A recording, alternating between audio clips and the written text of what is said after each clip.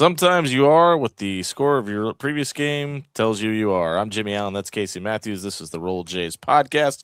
We are brought to you by Pepper Jack's Grill, Pyramid Contractors, and Sinovation. Creighton loses by the same exact score that they did in Chicago to DePaul. The Blue Demons win 72-71 on Creighton's home court. And Casey, the story of this one is was just an ugly basketball game.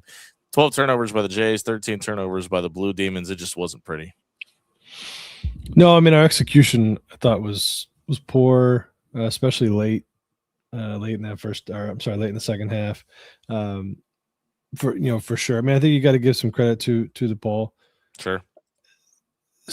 Kind of we talked about it on the show at halftime. Games like this, teams can hang around, and when they do, on the road. Right, in these kind of late games, and that's why you got to put teams away early on. And it felt like we missed an opportunity in the first half, and we had some stretches where we couldn't score to really extend the lead. And so it just felt like a game where the ball just kind of hung around and waited for their moment. And there's obviously some miscommunication on the dribble handoff on the DePaul's inbounds play, and that led to basically having two on the ball. Dunk.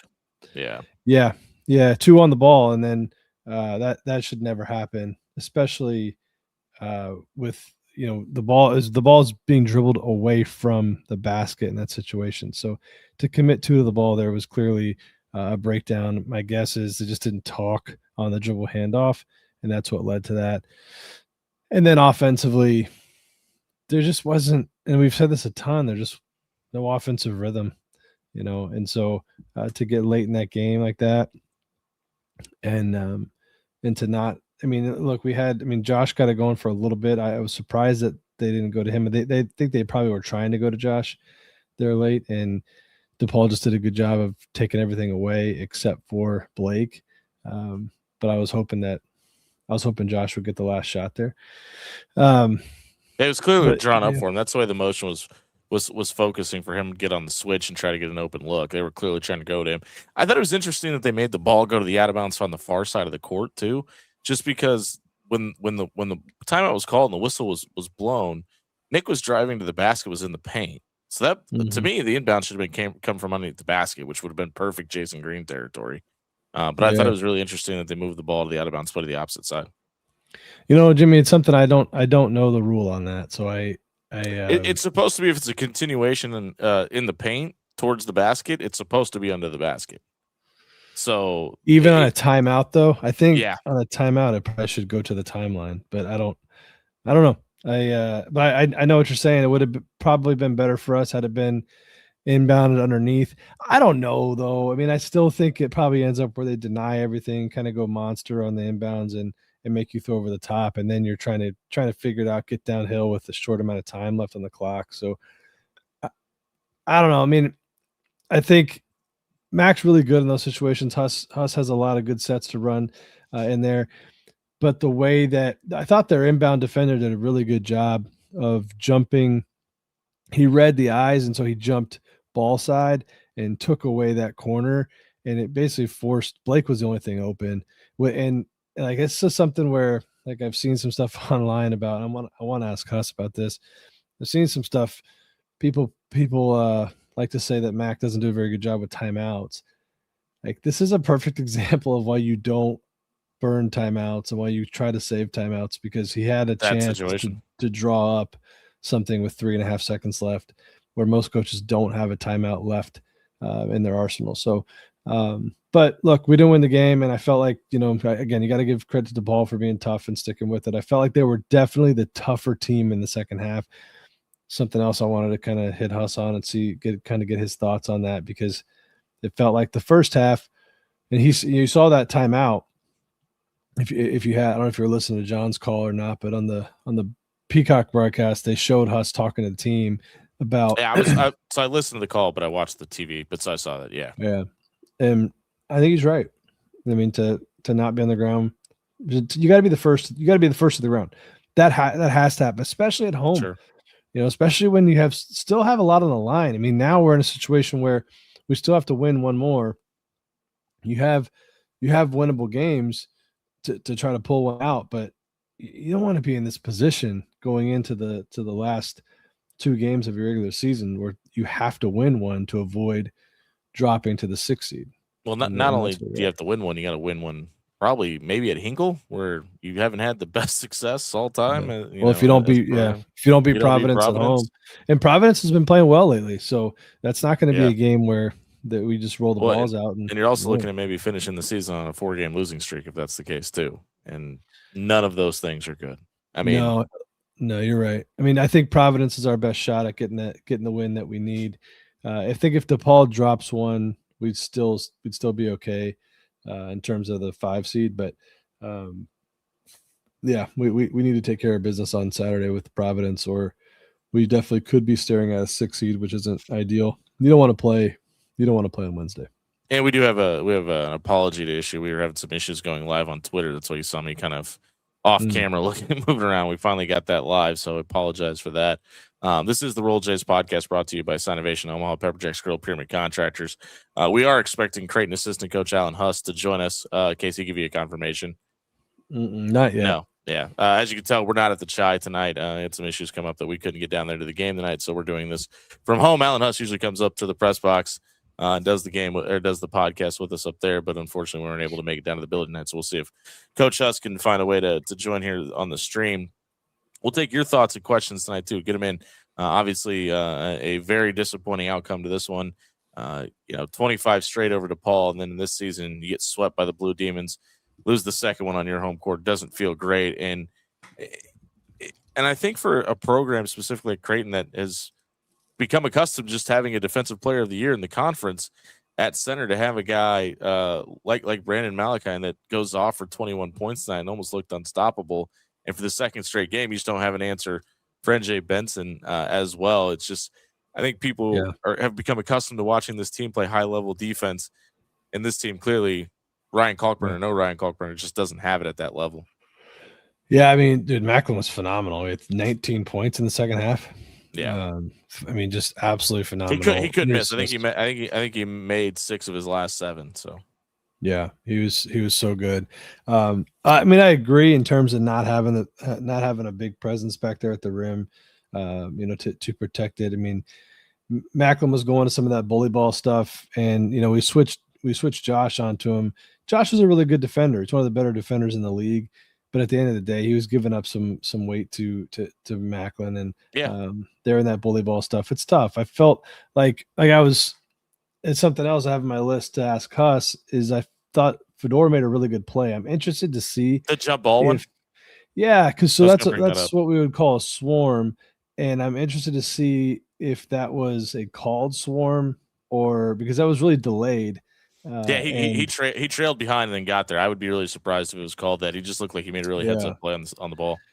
Typically, you go on the first one if you're going to do it. So for him to take, I think it's 3 or 4 dribbles before Fedor swarmed it, I thought was interesting. And DePaul did a good job, too, of moving without the basketball and putting Fedor in a weird spot. That straight, he left him out there in kind of no man's land. Yeah. Yeah, so he was pretty much lane line extended, and that's a tough spot to swarm from.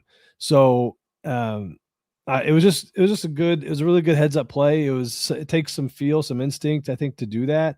So I just wanted to ask Huss, was that something that you guys talked about in the huddle or not? Because I thought it was a smart play, and you leave a shooter, but at the end of the day, Mac is rolling. You want to get the ball out of his hands, I think, and live with the results there. So it was just interesting to see them kind of go with that adjustment. I mean, overall, I just felt like the second half, though. I mean, Jason was pretty good. Nick Graves, had 10 points, but really only on 1 of 6 shooting at 8 points from the free throw line, and really some of those got bailed out on some of those calls. So I thought we were pretty fortunate. Fortunate. I think the most frustrating thing, if you're a Jays fan, is you look at this box score and you put your hand over anything else underneath the starting 5. Do you wonder how you lost this game? Jason Green, 13 points. Josh Dix, 15 points. Nick Graves, 14 points. Like you said, a lot of those coming in the second half of the free throw line. 10 of 11 from the free throw line. Fedor Zugic, 13 points. And Isaac Trout has 6 points, but he hits that big three-pointer in the second half. You got 16 points from the bench, and again, 7 of those came from Karam, but all of those came in the first half. So you go 11 of 25 from the field in the second half with a 6-point lead at halftime. You feel like that's good enough to win a basketball game, especially at home. And that building was on fire until about the last 30 seconds too. Like it felt like the CHI was just going to explode and it was just going to overwhelm DePaul. But NJ Benson gets the free throw line, makes that free throw, and Creighton just didn't have an answer. I mean, they tried going to Nick out of the first timeout with 22 seconds left, and I mean, he got the lane, he kissed it off the glass, and it looked like it was going to be a pretty high percentage layup shot at the basket. He just didn't put enough English on the spin, and it just fell off the rim. And yeah, I don't. At times, I don't want this to be the Bash Nick Graves segment, but at times it feels like Nick sometimes is worried more about getting to the free throw line than finishing at the basket, and that I think in certain situations has cost him several times this season. Yeah, I mean, I don't know much I can add to that, but other than I agree. I mean, he tends to get into the lane, tries to get his man up, and look, he is a little undersized. Like I get that, but I think, and in fairness to him, he's done a good job drawing fouls. Yeah, absolutely. But when you go up with the intention of drawing a foul, it certainly changes your shot. I felt like Blake did the same thing late as well, trying to get contact and relying on getting the contact. And again, to DePaul's credit, they told their guys go straight up on these, there. And I mean, I don't know if you got a chance, Jimmie, to listen to Coach Holtmann's interview after the game. I didn't. I was trying to figure out the social media stuff. Yeah, he said some interesting things, and one of them being that they switched up their ball screen coverage in that last 4 minutes, and that's something that I wanted to break down with Huss, because what Creighton did such a good job of is what is called the Gortatting a screen, which is NBA player Gortat that kind of made it famous, where the big comes up and sets a screen, and then X5, which is going to be the defender on the big, is in drop. Well, what you do that because you want to have your big back to be able to guard the basketball. And so what ends up happening, there's different things that can happen. X1, in this case, the guy guarding the point guard couldn't switch onto the 5. 5 takes the ball handler, then they're just matched up, and then it's the ball handler challenging the 5 at the rim. Which is the ideal situation.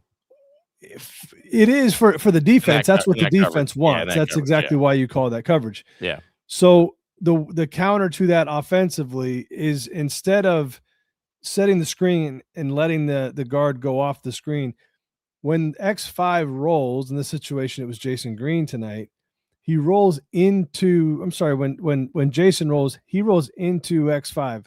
So you're the center. So in a lot of cases it was Benson. Rolls in and tries to essentially clear the lane for the ball handler to get downhill. We did a really good job of it in the first half and early on in the second half. And then they made an adjustment in that last 4 minutes to get out of the drop, and it really made a big difference in how we scored. So I don't feel like we ever had that much of a rhythm, but it certainly took us out of whatever rhythm that we had. Yeah, and again, I don't think it's, we would be remiss if we didn't point out that a lot of the momentum Creighton had in the first half was when NJ Benson wasn't on the court. And I mean, you can throw a dart at the schedule and say, did the 5-man on the other side of the court really dictate the way the game went?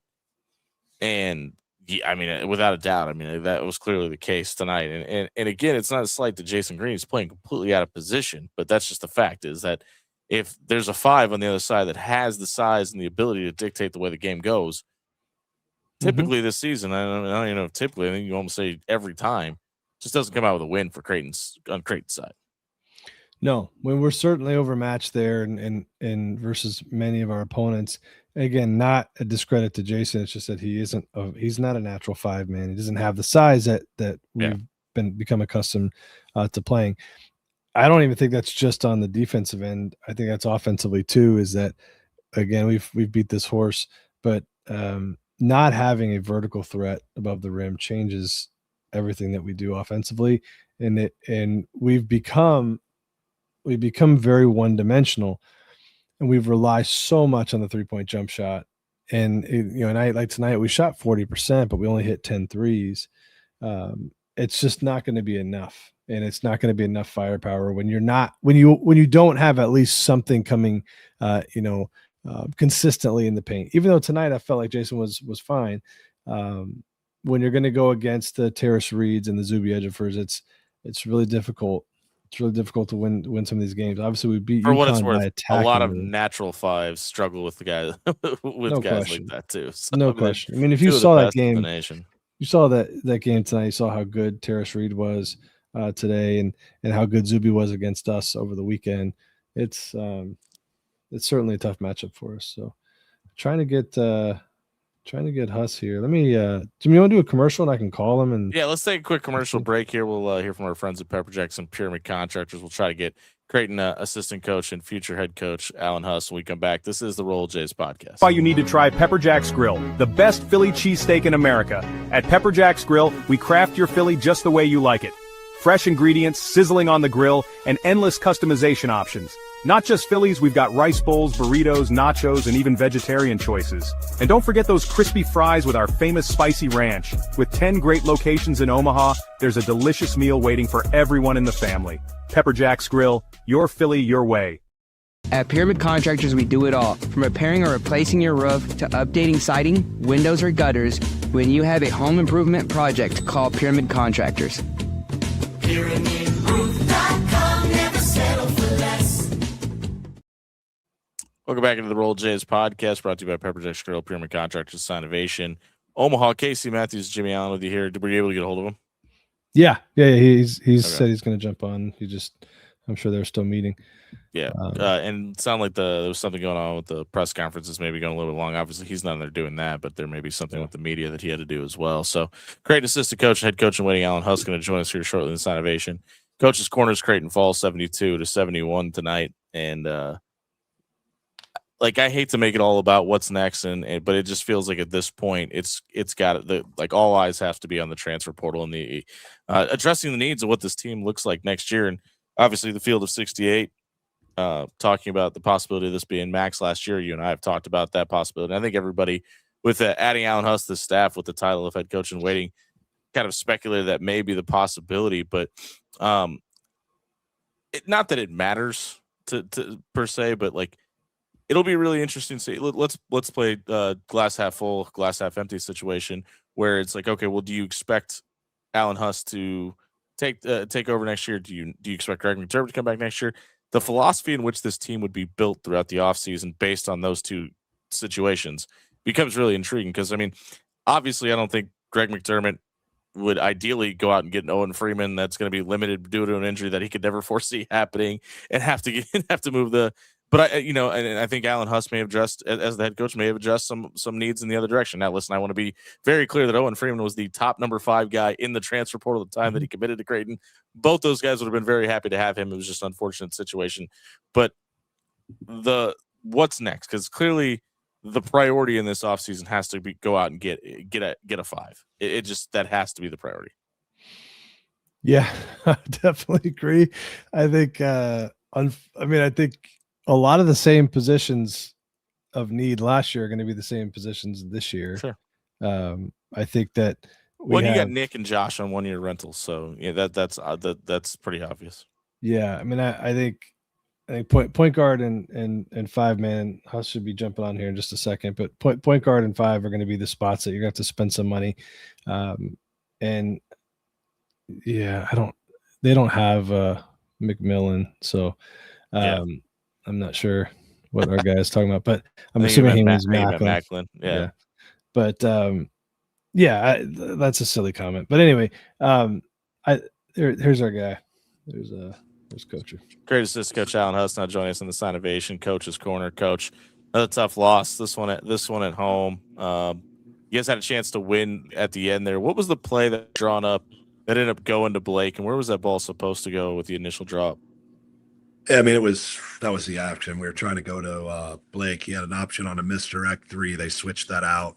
And then he was supposed to take the 5 man off the dribble and try to lay it in if they switched the initial kind of misdirection action. We executed perfectly, got a great look, didn't finish the play. Coach, want to talk about just overall and approach this game. We talked at halftime obviously I've been with you through a lot of these, where in these kind of games, teams that hang around and just hang around and hang around. This kind of stuff tends to happen. The Peacock coverage actually caught you talking to the team about, really it was about effort and 50-50 balls. First half seemed like we were the team that wanted it more. Second half, we weren't. What do you feel like is the difference, I guess, in a game like this? Like, how do you go from first half to second half and not give that same effort? Or do you feel like the effort was there, it just wasn't so much in the 50-50 balls? I think you have to give them a little bit of credit. I don't think they were super hooked up in the first half. They got us into a very loosey-goosey game. Obviously, they really thrived in that. They, as you said, they were able to hang around because we had some really casual, just poor turnovers, unforced turnovers in a lot of cases. Some of them were forced. They were just more physical than us. Yeah. But and then they turned some of the turnovers and some of our bad plays into a little bit more aggression, and they felt, I think, when they tied it up or took their first lead, you could really feel the momentum shift. And, then they got a little bit of belief, and credit to them. I thought they were tougher than us in Chicago. I thought they were tougher than us tonight. Can you talk a little bit about Jason Green, what he's meant to this team this season? Obviously, tonight, another situation where he's going up against a guy like NJ Benson, where NJ clearly got the better of him in Chicago, but I thought Jason did a really good job in the first half of kind of keeping him in check. And obviously, NJ got off a little bit in the second half, but I thought Jason did a better job tonight. What has he meant to this team defensively this season? Yeah, I mean, we put him in a lot of situations that are really difficult to navigate, that are not his strengths. Oftentimes, if you just look at kind of pure numbers, he struggles a little bit on the defensive end because we ask him to do things that are not his strengths, whether that's playing some of the drop coverages or way extended coverages and having to recover to disadvantaged situations, or whether it's just, guarding a guy that's just outweighs him by 25 pounds and has 2 or 3 inches on him. He's been up to the task and really trying to fight, trying to execute plans. Without him, I don't know where we'd be. We would probably taken a few more lumps. Obviously, Owen wasn't available tonight, and so we were down to just kind of him and Karam. And Karam gave us some good minutes in the first half, I thought, and Mac went with a little bit more Jason in the second half. And we had a lot of issues tonight. He wasn't one of them. Yeah. Speaking of defense too, that almost I guess the last defensive play of the game for us, the sideline inbounds play. From what I could tell, it's just a miscommunication. Got 2 on the ball, and then I thought Macklin just did a good job finding the roller. Was there anything there on the defensive side that were we trying to trap that? Or was it just a miscommunication? No, we just we were just kind of in our light flat coverage. Fedor should have probably been in there tagging. Jason probably stayed a little bit longer than he needed to. We didn't have the level of teeth we needed to. We got hung up a little bit with the action with the ball screen, or handoff, whatever you want to call the action. But it's really disappointing. It's something we'd been through a number of times. We practiced it this week.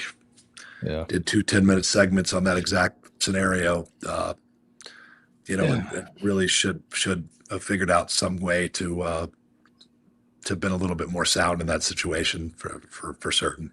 Yeah. Let me ask you one more thing, Huss, too, because I know these are tough. It's tough to come up with some good questions to ask, in these kind of games. But I do want to talk more like offensively, because Jimmie and I were talking. I was just trying to talk through, like the Gortat action offensively, and that we used it, I thought, really well. And then actually Coach Holtmann in his post-game press conference was talking about they switched their ball screen coverage up for that last 4 minutes. Do you attribute some of the lack of execution offensively late to the switch up defensively? And can you talk through some of that action, like what you're trying to get when teams go into drop and you go into that Gortat style action?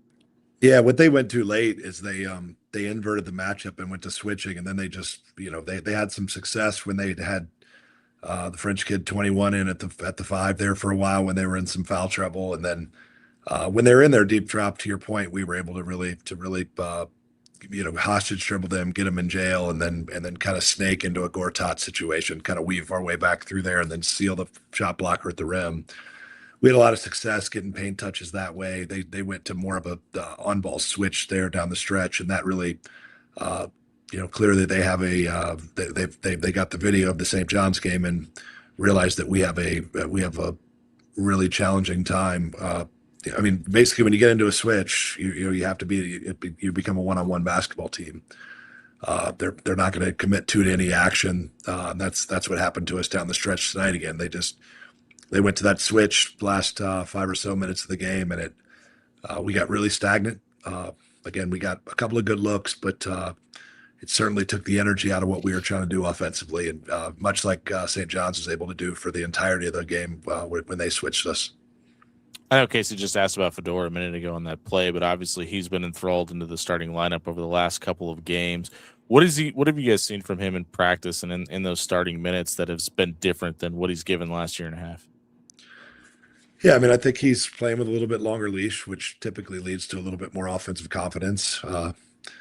Typically he's one of our more solid, sound players as far as executing game plan. I thought tonight, he probably didn't have his best stuff as far as, executing soundly every possession, what we were supposed to do. But, he's done a nice job. And we need to get Austin back going a little bit.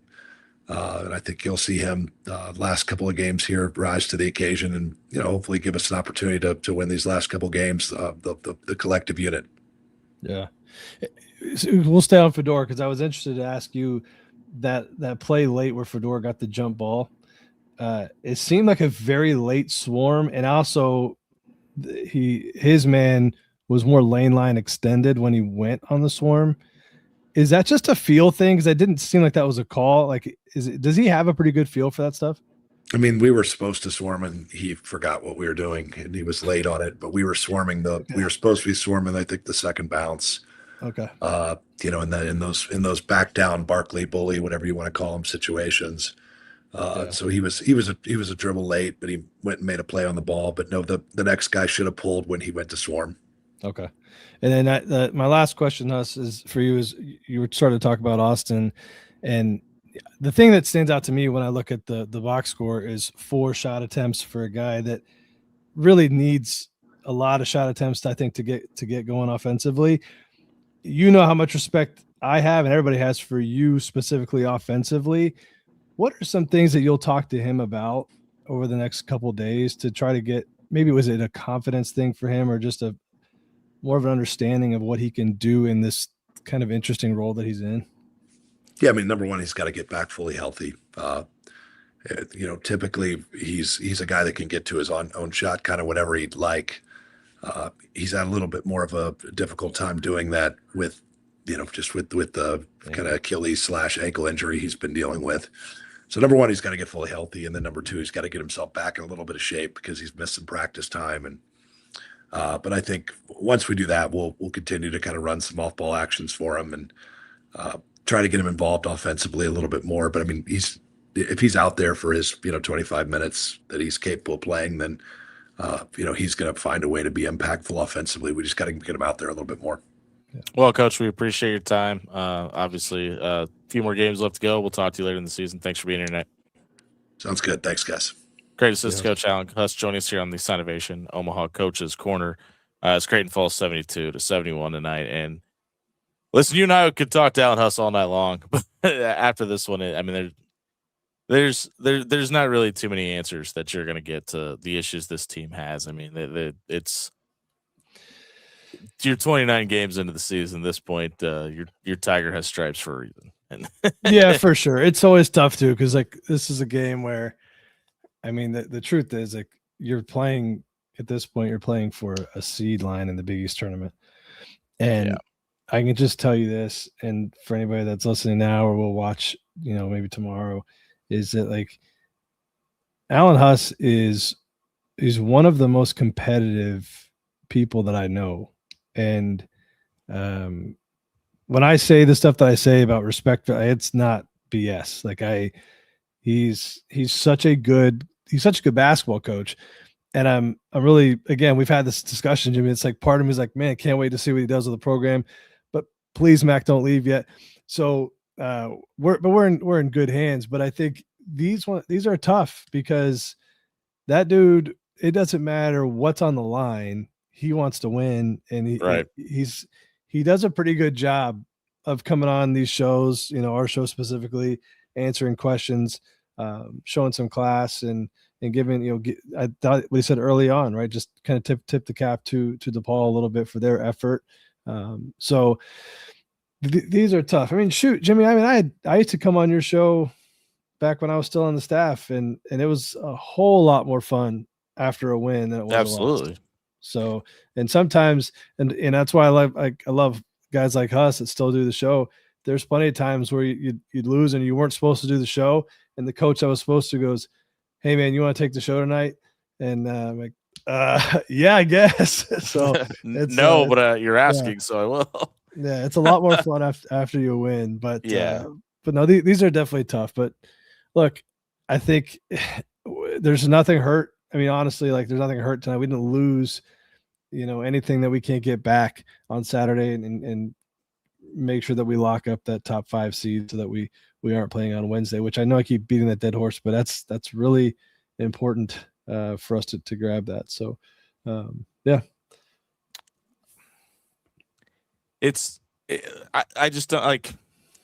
I know Jays fans are probably turning on, the various post game shows and looking for answers, or maybe just a vent, as some people in the YouTube chat are doing right now. But I think it's important to remember that all the goals that you had before the season are still achievable because of the way college basketball is. But I think it's also expectations have been tempered for a long, long time now, and.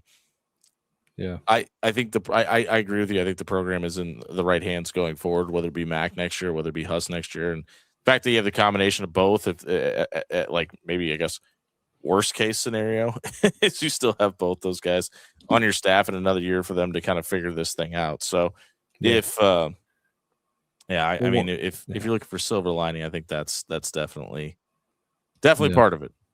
Yeah. One more. No, I just. Yeah, these are tough nights. So we'll rebound on Saturday. Me and you will be back in the arena. We'll bring the good mojo. Yeah, maybe it's our fault. We didn't look at that possibility. Don't blame me. Well, Creighton fans, we'll see you for senior day. As Josh Dix, Nick Graves will play their last game in a Creighton uniform. Maybe. I mean, who knows with the way the way eligibility rules work these days. We'll see how that actually turns out. But we'll be there. Hopefully you will too. Cheer loud. Jays fall tonight, 71-72. Hopefully they are knocking off Providence on Saturday. We'll see you then. This has been the Roll Jays podcast, brought to you by Pepper Jack's Grill, Pyramid Contractors, and Sonovation Home. Don't forget to stop by homefieldapparel.com. Get some throwback Jays gear. Don't forget to like and subscribe to Big East Energy. We'll see you on Saturday. Thanks for watching, Roll Jays.